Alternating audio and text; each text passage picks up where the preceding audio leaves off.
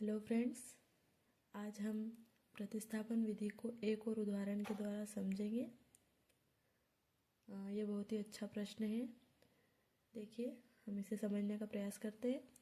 दो संख्याओं का अंतर 26 है और एक संख्या दूसरी संख्या की 3 गुनी है, तब हमें वह संख्याएं ज्ञात करना है। तो देखिए, इस प्रश्न को हल करने के लिए दो कंडीशन हमें दी हुई है। हम इन दोनों कंडीशन को एक के बाद एक लिखते जाएंगे।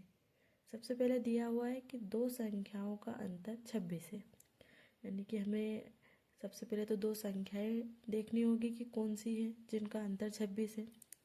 तो हम सबसे पहले हल करेंगे और लिखेंगे कि माना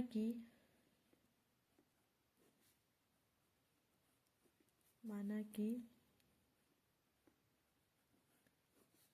पहली संख्या x है, ठीक है। दूसरी संख्या हम मान लेते हैं कि y है। तब प्रश्नानुसार हमें दो संख्याएं चाहिए, तो हमने पहली संख्या यहाँ x मान ली है, दूसरी संख्या y मान ली है। फिर हम प्रश्न के अनुसार, प्रश्न में क्या कहा गया है कि दो संख्याओं का अंतर 26 है, यानी कि x और y का अंतर क्या है, 26। तब x minus y equal to 26। इसे हम समीकरण 1 कहेंगे, ठीक है। अब हम दूसरी कंडीशन की ओर जाते हैं।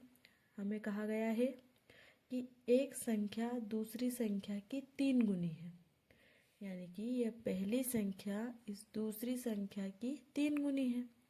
तब हम इसे कैसे लिखेंगे? एक संख्या यानी कि x इक्वल टू दूसरी संख्या की 3 गुनी, दूसरी संख्या है y और उसकी कितनी 3 गुनी, यानी कि x इक्वल टू 3y। इसे हम समीकरण 2 नाम देंगे। अब यहाँ पर हमें x की वैल्यू दिखाई दे रही है। इस x की वैल्यू को हम समीकरण 1 में रखेंगे।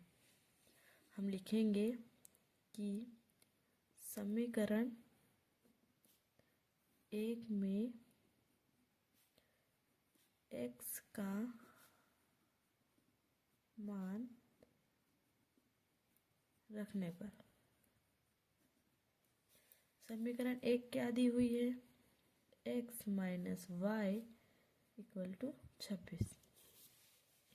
x की वैल्यू समीकरण 2 में हमें क्या दिखाई दे रही है, 3y। x की जगह हम रखेंगे 3y minus y equal to 26। अब यहाँ ये दोनों ही y में है। 3y माइनस y क्या हो जाएगा, 2y इक्वल टू 26।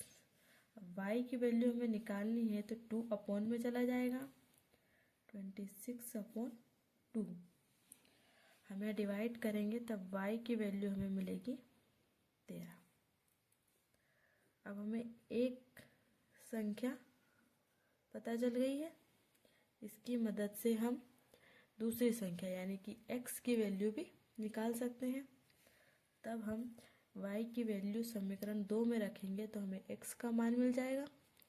हम लिखेंगे समीकरण 2 में y का मान रखने पर समीकरण 2 क्या दी हुई है, x इक्वल टू 3y, ये दी हुई है हमें। अब हम x का मान निकालेंगे, 3 इंटू 13, तब x की वैल्यू निकलेगी 39। तो इस तरह हमने x और y दोनों की वैल्यू यहाँ प्राप्त कर ली। Thank you.